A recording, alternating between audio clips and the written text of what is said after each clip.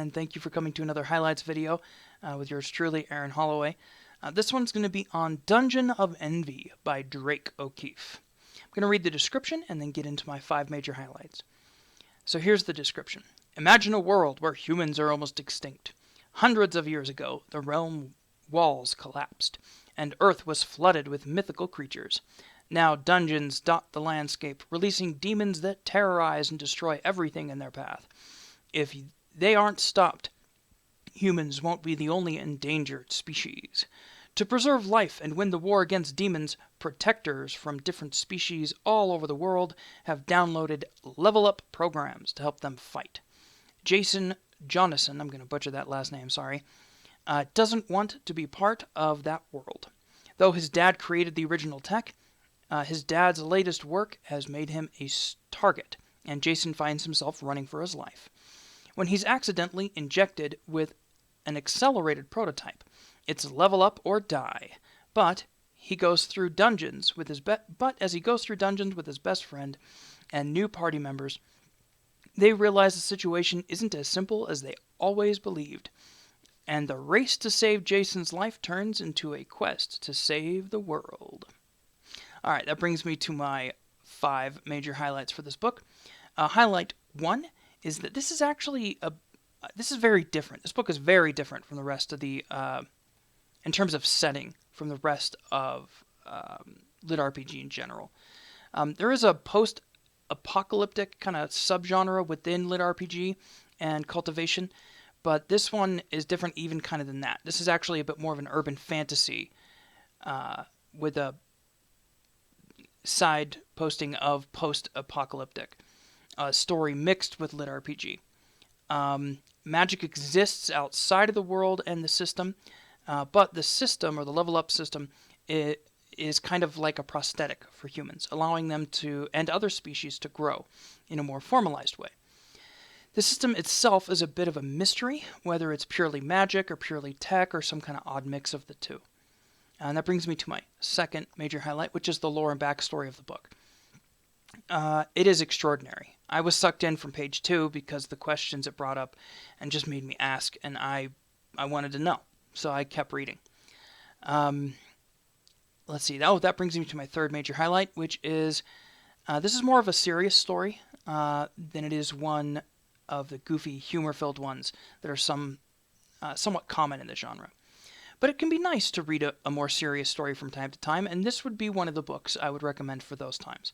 It is well written, has an interesting setup, and the characters are engaging.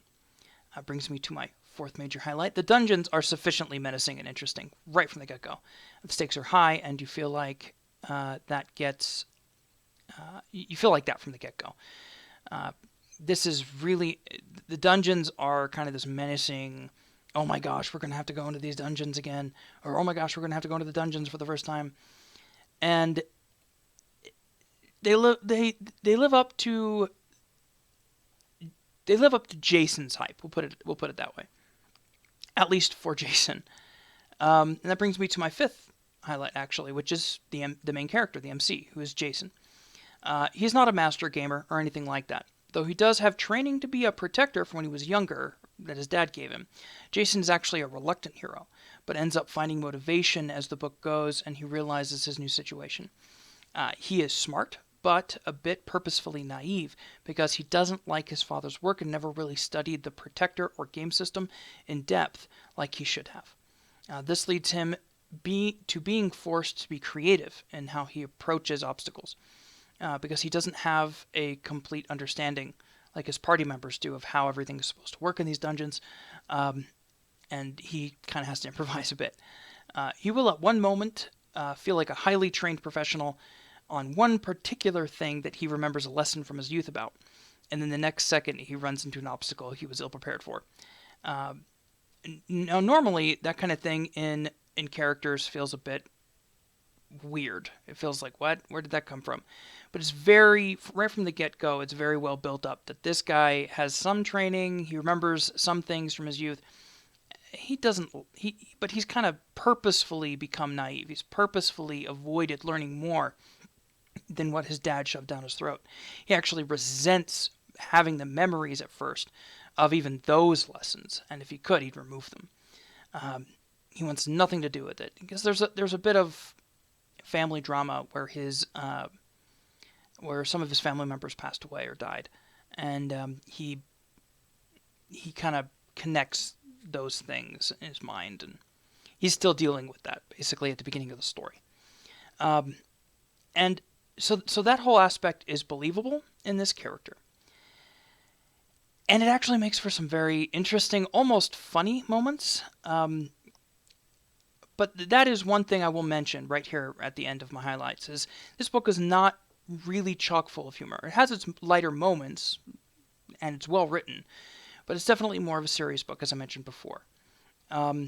So if you're looking for a humor-filled, fun romp, this is not going to be it. If you're looking for an action-packed adventure with a serious tone and serious outcomes and real stakes, this is going to be your book. Depends on what you're looking for, right? So yeah, I would definitely recommend this book. If you are interested in seeing more of these highlight videos or would like to support the author, feel free to buy the book above or down in the description if you're on YouTube. Feel free to check out my Patreon if you'd like to support me directly in making more of these. And thank you for your time. Have a great day, and I'll see you later.